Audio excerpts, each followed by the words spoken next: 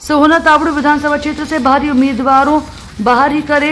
सोहना तावड़ी विधानसभा जन मूलभूत सुविधाओं पर जनप्रतिनिधि का ध्यान नहीं होता और वर्ष बाद यहां से गायब हो जाते हैं। आज की मीटिंग हुई, निर्णय हुआ अपना कीमती मतदान उन्हीं को करें जो आपको लोकल उम्मीदवारी आपकी स्वास्थ्य, शिक्षा, खेल, सड़क, बिजली, पानी और अन्य जन मूलभूत बहुत सुविधाओं को उपलब्ध कराने में सक्षम हो। जय हिंद, जय भारत।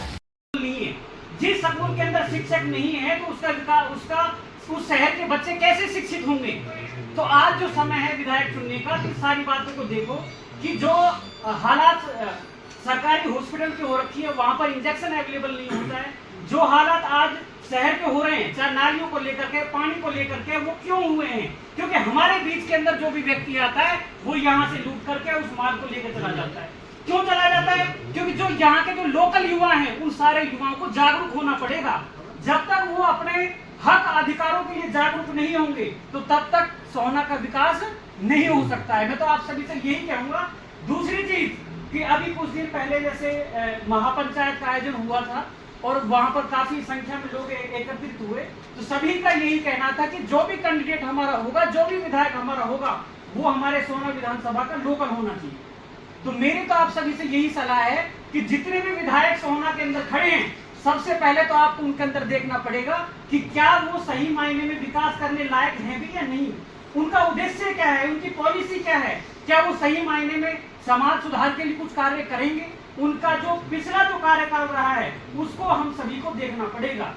अब चाहे लोकल की, अगर हम नेशनल पार्टियों की हम बात करते, जैसे सुंदर भड़ाना जी हैं या रोहतास खटाना जी हैं या आपका तेजपाल कंवर जी हैं, जिन लोगों ने पहले शासन कर लिया उनको तो आजमाने का मौका है ही नहीं, क्योंकि उन्होंने पिछले 5 सालों में कुछ किया ही नहीं।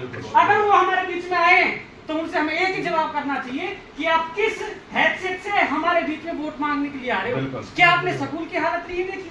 क्या आपने हॉस्पिटल की हालत नहीं देखी? या आपने वार्डों में जो विकास कार्य अधूरे पड़े हैं, क्या आपने उनकी हालत नहीं देखी? इस चीज का क्वेश्चन युवा भी करेंगे और युवा करेंगे आप जैसे बुजुर्गों के सहयोग से, क्योंकि आपका आशीर्वाद होगा, आपके आशीर्वाद से युवा आगे बढ़ेंगे। दूसरी चीज मैं कहूंगा कि जिस तरीके से सोहना की लोकल की मांग रही, क्योंकि जो व्यक्ति राष्ट्रीय पार्टी, मेरा अपना निजी विचार है, मैं सिर्फ इसके इशू से आज के विषय से भटक रहे हो। ये जितनी सारी बातें हैं सबको पता है, सब लगे हुए हैं।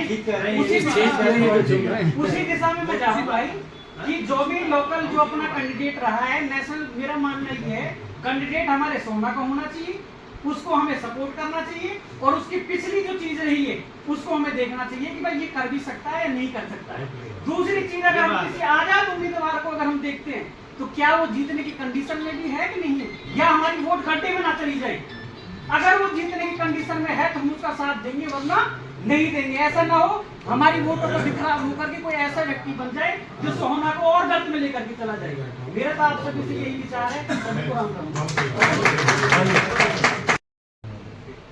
काम कर सके, जैसे भ्रष्टाचारियों ने यहाँ सोहना को लूट के, और हर 5 वर्ष में कोई भिवानी, दिल्ली, सब जगह से गायब हो जाते हैं, यहाँ से गायब। और हमेशा यहाँ हॉस्पिटल, सोहना वाली खेल स्टेडियम और शहर की अन्य समस्याएं।